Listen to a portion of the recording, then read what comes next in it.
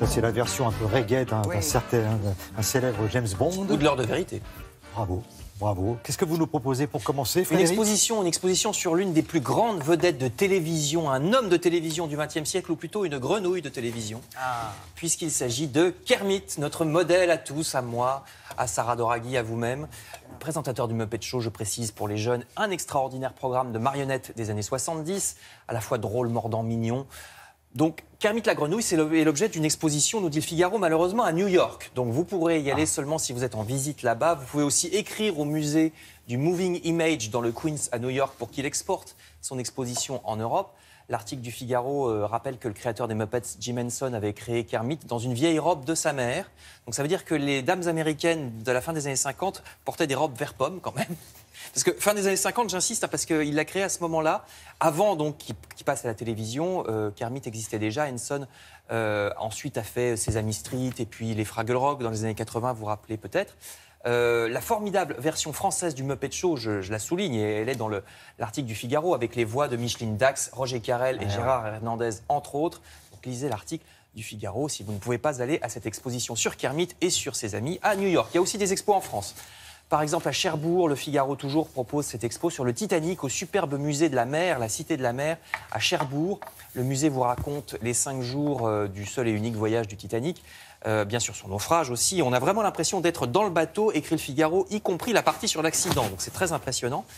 L'histoire du XXe siècle aussi dans Libération. Alors ça, c'est une exposition sur l'agence Magnum, la célèbre agence de photographie de Robert Capa, d'Henri Cartier-Bresson ou de Raymond Depardon, pour ne citer que de très grands noms.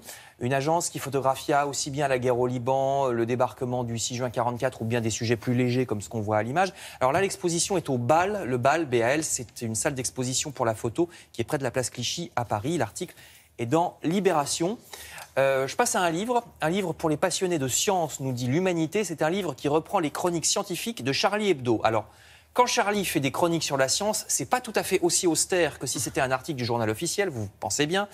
C'est plutôt marrant, tout en étant sérieux sur le fond, parce que le journaliste qui fait ça, Antonio Fischetti, à Charlie Hebdo, est au départ docteur en physique, quand même. Donc ça vous explique pourquoi les présidents de la République ont des chiens et non pas des chats, aussi bien que pourquoi on consomme des antidépresseurs. C'est très éclectique, c'est très accessible aussi, et puis ça lance souvent des polémiques, style Charlie Hebdo. Donc lisez ce livre, Charlie au labo, c'est aux éditions Belin et c'est conseillé par l'Humanité.